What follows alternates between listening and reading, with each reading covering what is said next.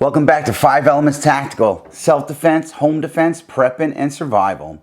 Today we're working on how to use a Lansky sharpening kit to sharpen your knife. You know, not every single time you feel like a knife is dull and needs to be sharpened, it doesn't necessarily need to be sharpened, it needs to be polished or honed, and you would use something like this for that.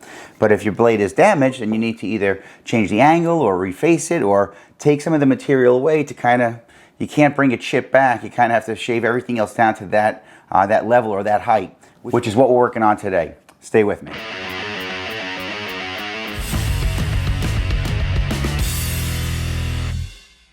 What's up, warriors? This is Kyoshi Dave Herman with 5 Elements Tactical Training, here to share with you some warrior skills and drills that anyone can learn and everyone should know. If you're new to the channel, welcome and thanks for stopping by. If you already follow us on social media and that's how you find your way over to this channel, go ahead and hit the subscribe button and the bell notification button and the little thing where it says all notifications, so YouTube will let you know when the next video drops and you get all sorts of cool content from here as well.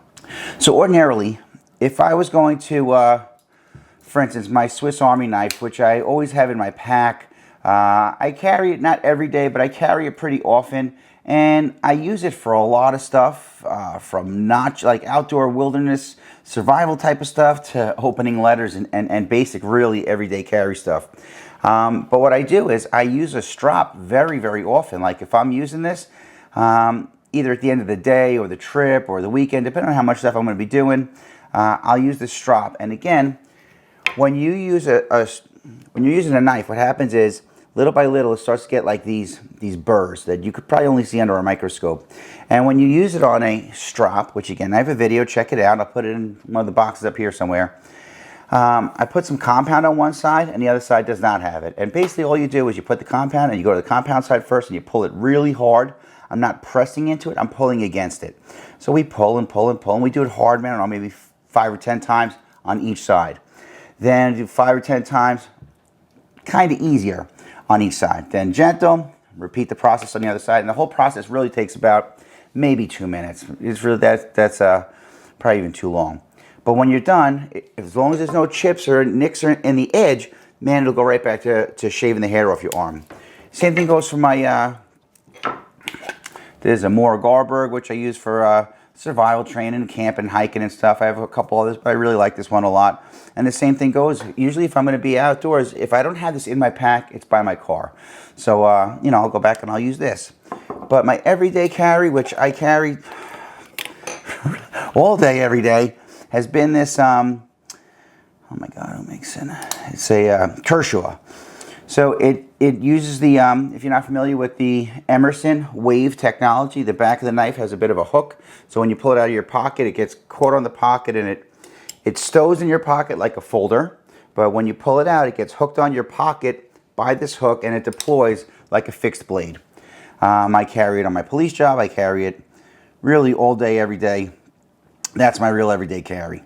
But because I carry it every day, it gets a little bit banged up. And just recently, I got some chips. Like, they're not big, but they're in there. And I thought that maybe I'd be able to polish them out with the compound side, and it wasn't coming out. It was starting to like cut into my strap a little bit, which, you know, it's not expensive, but it's not cheap, but it's a great device, and I didn't want to ruin it. So ordinarily, we try not to sharpen our knives because it's a finite resource, right? So if every time you're sharpening, you're taking a little bit off, a little bit off, a little bit off, a little bit off, before you know it, you know, you're kind of losing the structural integrity of the knife itself. So I busted out this Lansky sharpening kit, which I've had for almost 30 years. It's got to be close to 30 years by now. Now, I don't know how much this cost when I first bought it. I really don't remember. But I checked on Amazon, and right now they're selling for $45 and change. It's a great kit. I still have all the paperwork that came with it. I never mailed in my register, whatever. This was some of the other products that they had. It's weird now because it looks so old when I look at it now, which was 30 years ago. Time waits for no one, I guess, right? So in the kit, you have the clamp, which is going to hold the blade. It comes with oil, which you're not even supposed to use, so I don't know why they put it in there. I guess they just include it with all their stuff. Earlier on, I used to use it, not realizing that it was, you know, wrong to use, and it was a pain in the neck to clean off the stones. And these rods, which I'll show you how to use. And this one comes with 5 stones. So it's got a, starting with you can see this, I'm sure you can see this. The black one is, I gotta start wearing reading glasses. I think it's 70 grit extra coarse stone. The red one is the 120 grit coarse stone. The green is the 280 grit medium stone. Then you have a 500 grit fine stone and a 1000 grit ultra fine stone. So ordinarily, if you didn't have a strop and you were going to just use this, you could really start with just like the fine and ultra fine. They have a different texture to it. It almost feels like soft to the touch, like really smooth that you can't even feel like it's doing anything, which is probably similar to the grit of the compound that's on my strop. All right, so you take some electrical tape, and what I do is I put this along the back center where the clamp is going to go down. I've seen people like kind of wrap the edges of this instead, like the teeth of this, which that's okay too. Whatever works best for you, whatever's easiest for you, whatever you like best. I just put a couple pieces on the back. So the first thing I do is you take a screwdriver or a dime in this case. So I loosen this up, and this is not even the most important screw. It's like a 2-screw system. I'll show you in a moment. Then I feed this in. I try to get that in the middle of the blade from, you know, tip to hilt, I guess. And now I tighten this down, and I don't go too crazy with it. I just snug. Okay. Now the way this works is this first screw is like a fulcrum. So what we do now is as I tighten this screw in the back, it kind of opens the space of the back here, and it makes it bite down really hard on there. So that one I just make as tight as I can. Before you know it, the blade doesn't wobble around at all. It shouldn't wobble around at all. That's good. And it doesn't have to have a real death grip on it. It's just got to hold it so that these holes in the back here, they are so that you can, it's got numbers on it. So you have a 30-degree edge, a 25-degree edge, a 20-degree edge, and a 17-degree edge. And I saved a picture to give you there Lansky's sharpening angle. So a 30-degree angle, which is the top one, would be recommended for heavy duty use. I would say more like an axe or something like that. 25, which is what I use, is ideal for hunting and outdoor knives. I use it for indoor stuff too, but because I use it outside, I use that setting, 25 degrees. 20 degree provides an excellent edge for kitchen cutlery, and a 17 edge, a severe angle recommended for fillet knives, razor blades, or similar tools. All right, so the next part, it comes with these rods, and there's 5 stones and there's 5 rods. I guess you could set up all the rods ahead of time. I don't. You take the rod and whatever stone you're going to start with, and it's got like a hole in there and a screw to tighten it in. And what you do is I lay it flat on the table together, so I put the rod through the hole, and I lay it flat so that I make sure that the rod is even with the stone itself, okay? And we tighten it. It won't tighten anymore. Make sure it's not bent, that everything's as straight as possible. Tighten as best we can. And we're ready to get started. So now, again, because I'm going to use the 25 degree angle, you just slip the rod through the 25 degree spot. And now as long as you keep it flat and even and level, and you know your rod is not all sorts of jacked up and it's not bent, and you didn't let it like sink in or slip out, that you keep it nice and flat and even. That's the thing that makes this work so well. And the easiest thing, what we do is you're kind of pushing the stone against the blade or the blade against the stone. I usually hold the blade steady, and then using the stone, starting from the edge, I work my way up. And I think they say like 6 to 12 passes. I usually do like 12, 15, something like that. And then I flip it over and I do the other side. And then I'll go to the next stone, next stone, next stone.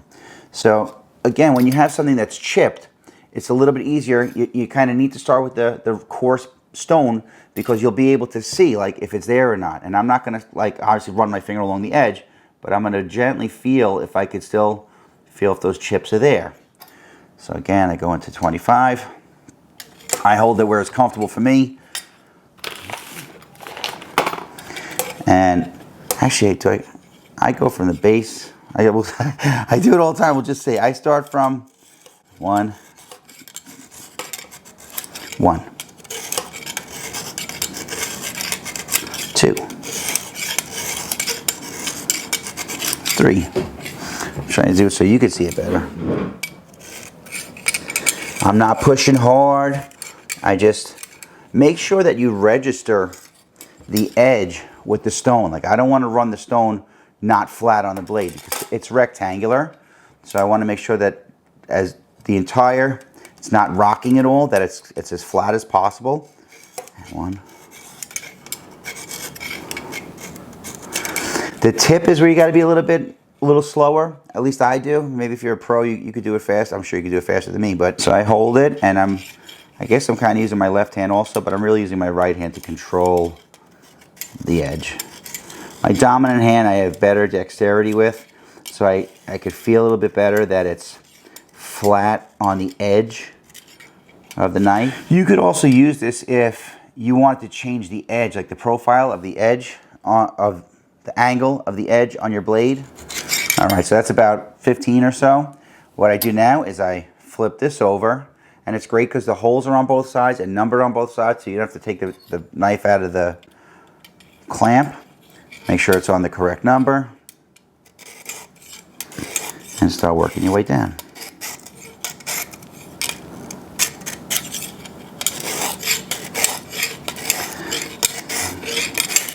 Another thing about this blade that makes it take a little bit longer is it's not straight across. It's got like a wave contour, which it makes it a pretty blade, in my opinion.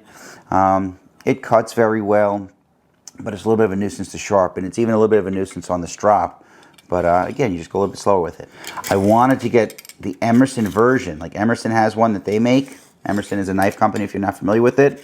They make really beautiful stuff, and you know, real craftsmanship, and just they're amazing. But they're so expensive, and you know, for me, again, as an everyday carry tool, especially with the police job, I lose stuff. Not all the time, but it happens.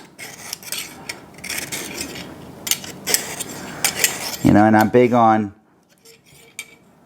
you know, certain things like my firearm. I would never go cheap on that. My magazines, I would never go cheap on that. You know, it's a lot. Anything that's for first aid or whatnot, I would never go cheap on that. And I hate to go cheap on something like a tool, like a knife that I use as often. I mean, of all the tools I carry, this is the one I use the most. So but again, if you maintain it, it works, I guess, almost as well. And if I lost it, I wouldn't be sick to my stomach over it. You know, there's certain rules about, you know, what you should and shouldn't use your knife for, and one of them is use it for its intended purpose. So, like, it's not a screwdriver. You shouldn't be trying to do anything with that, and you should never be trying to pry something with it. It's not a screwdriver or a pry bar. Where sometimes, you know, we forget, or like, what's the worst that'll happen? Snap, and you're like, oh, I know better. What's wrong with me? I'm so stupid. All right. So now, that was about 15 times with the coarse stone. And yeah, the nicks and the chips are gone. Thank God. When I was a youngster, a long time ago, you'd put on like your favorite album and pretty much like sharpen, like I'd use one stone for one side of a cassette or an album or something. So that could be like, you know, again, we'd trade knives back and forth and whatnot, and you know, sometimes you get a cool blade that needed to be reworked, and we would put in a lot of time. But when, you know, you put in the time, just like anything else, and the finished product, you know, you get to reap the rewards of your labor. So I take this one, I put it back, work my way down. The next one up is the red one, which should be like just regular coarse. Yep, 120 grit coarse. Same thing. Put the rod in the hole. Make sure it's nice and flat. Tighten the screw. There's nothing fancy about this stuff. No Wi-Fi, no app, no nothing. Just time. And again, when you're done with this thing and you see it shave the hair off your arm, it's very, I think it's rewarding. So now we go to the next one, and little by little, you could actually feel how it starts to like clean up the roughness or the coarseness from the previous stone.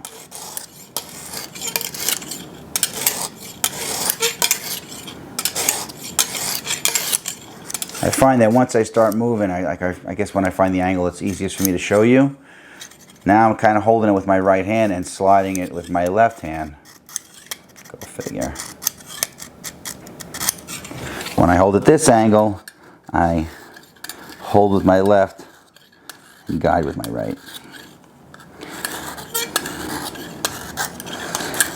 The thing that makes this a lot easier is that you don't have to register the stone against the edge this way, because that's the whole purpose of the rod and clamp system.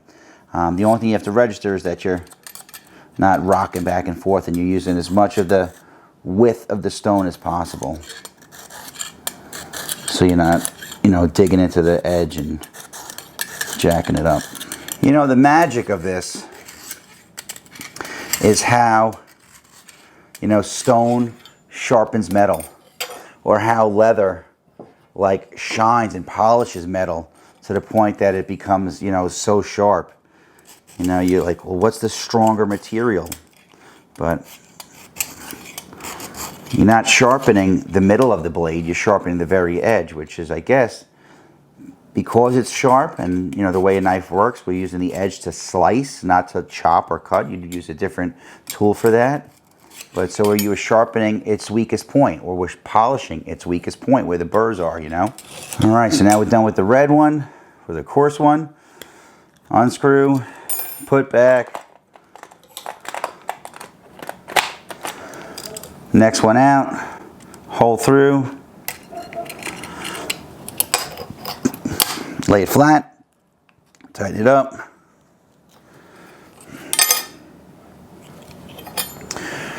Register, make sure you put in the correct number, get your good grip, and we go for 15 passes.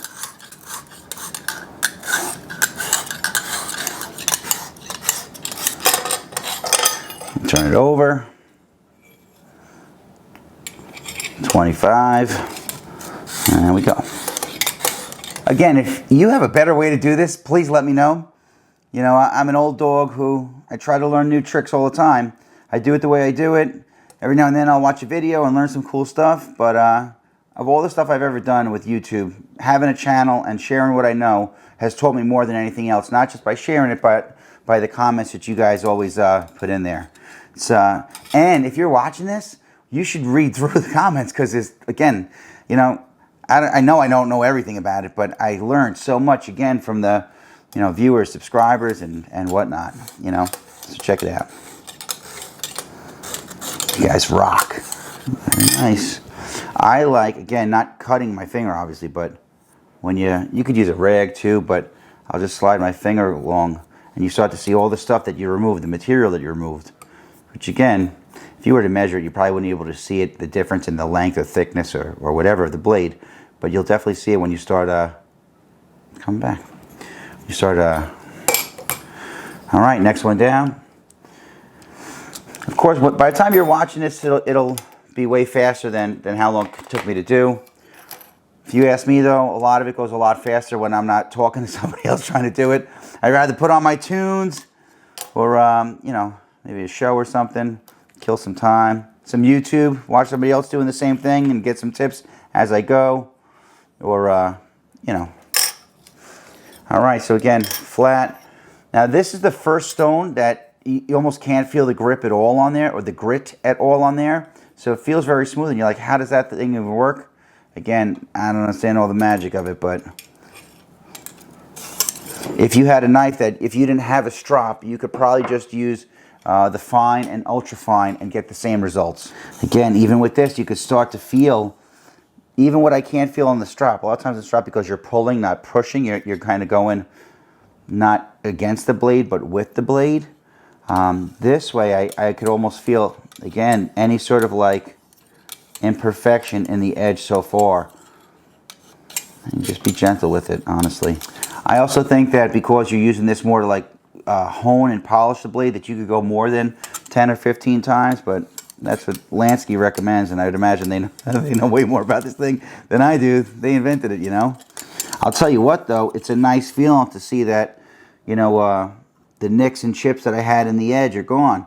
I think of how many guys I know that will throw out a blade or throw it in their drawer or throw it in their truck or toolbox and forget about it because something like that happened. They go and spend money on a new knife. I'm like, what are you doing? You know, for 45 bucks, you could probably take all the knives that you have that you think are no good anymore and fix them all up. And the more you practice this, the better you get at it and the faster you get at it, you know? Especially if you got a knife that you like. I've had knives that I've loved so much that I lost them or thought I lost them and bought another one only to, of course, the old one shows up. But again, 2 is 1, 1 is none. But 3 is for me. The one thing I don't like about using the electric tape is that it slides around a little bit. I know Lansky has a newer version of this that has like some sort of rubberized grip inside the clamp. If you have any experience with that, let me know. I don't know if I'd be quick to go and just buy another one. I've had this one for so long, but when I do use the tape, it just, again, it takes a little bit of time to make sure that you reset the knife and maybe have to unscrew it and fix the tape and straighten it out. And I also find that, again, depending on how I hold my hand, sometimes it's this is doing the work and sometimes this is doing the work. As you get better at it, you'll just kind of find your groove. They make a stand, too, that it's a thing that bolts to your table or your workbench and goes in here. It still spins around. I guess it just helps hold it more steady for you. I've never had it. I've never used it. And I've had, you know, great results doing it the way I do it. So if you have experience with that, let me know also. I'm curious. Growing up, I had a couple of friends that we were just really into this. And we always, you know, just did this a lot. You know, when you're young and you have all this time on your hands. I've been waiting like 3 weeks to make this video, walking around with a knife that's got like a chip in it that drives me nuts. I knew that I was going to do this, and I'm like, let me just set up the cameras and stuff, because I haven't made a video in a bit, which I'm sorry about, guys. I've just been so busy. Hey, the comments, and I'm sorry I don't remember all the names of who said what, but I've got messages on Facebook and Instagram. Hey man, hope all is well. Comments on old videos that like, some of the subscribers were like going through and watching old videos again because they dig the channel. I can't believe it. I don't think I'm that interesting at all. In fact, I think I'm kind of boring. I know that I talk way too much, which is why some people don't like the channel. But it's me. That's what you get. All right, so that was about 15 or so. And again, with the polishing stones, if I go over, I don't care. I just try to keep it even. I don't want to do one side more than the other because then it kind of defeats the purpose. You know, maybe I'm a little bit OCD with it. Last stone, and like so. Come on. Flat, flat, even, tighten. And away we go. This one feels like you're not doing anything to it. Which this has always been the one that has like confused me the most, or like, you know, seems like a mystery. But if you do any sort of carpentry work or woodwork and you use like, you know, various grits of sandpaper, it's that 2000 grit or whatever it is on wood that makes it feel so smooth that it doesn't feel like wood anymore, you know. So I guess this does the same thing and makes what really makes the edge, you know, cut smoothly. Yeah, like it brings such a nice shine to the edge. Again, with no oil. Again, they pack that oil in there, but don't use it. It's just going to clog up the grits of your coarser stones. Especially in the beginning, you're going by this and you're like, oh, oil. And then you're going to want to put the oil in there. And you're like, what's going on? This guy's not doing his job. It gets all gooey and gross. And read the instructions. I'm big on not reading instructions until I'm like, oh my God, why didn't I just read the instructions? Pretty amazing.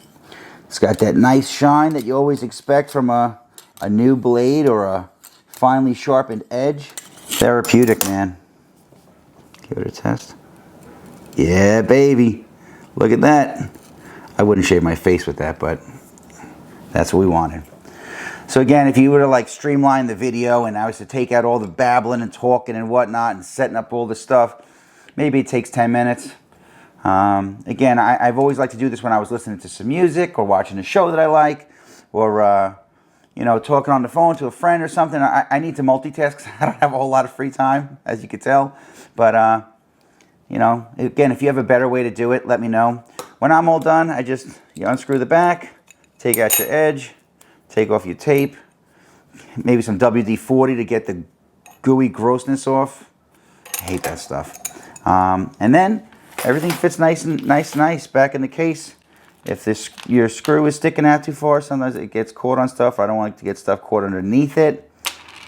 Use my dime. This way, this way, this way, this way. Oh my God. I'm turned all around. Here it is. Okay. Well, that was easy.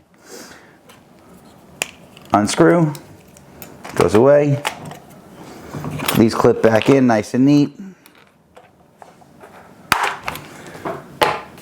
I keep my paperwork from 1990, whatever, in there because, I don't know. It was in the box when I bought it. It goes in the box till I lose it. Clip's done. I guess if you wanted to, you could run it along a strap, but you really shouldn't need to. I never have. I just have it in front of me, so I'm like tempted to use it, but... And that's it, man. Nice. No more... The goo is going to drive me nuts. I'll go grab some WD-40, wipe it down, and get or that goo be gone. I just use WD-40. Anyway, that's that. So I've been real busy, and I'm sorry I haven't had time to make too many videos lately, but I have a bunch on deck. I actually have stuff that I bought and chores that I need to do, but I know that I don't do them all that often, and it's stuff that I would like to share with you guys. Again, not just to show you how to do it, but because when I show you how I do it, I always get some really awesome comments back on how I could be doing it better. And I love that you guys are always like polite and respectful and all that stuff, and that the channel has really become like a community and a school, for lack of better terms. And, you know, don't ever feel like, you know, everybody's nice about how they tell me how to do stuff better. So I'm big on, as an instructor, preserve the dignity of the student. You could correct somebody without making them feel silly or stupid, you know. And I love that you guys that help correct me and each other, that you like to preserve the dignity of one another, which goes a real long way with me. Well, if you made it this far and you like what I'm teaching and preaching, go ahead and give me a thumbs up and like this video. If you're loving it, go ahead and hit that subscribe button. And if you gotta have it, make sure you hit the bell notification button and the little thing where it says all notifications, so YouTube will let you know when the next video drops. If you're really digging it and you want more, you can find me on all social media platforms at 5 Elements Tactical.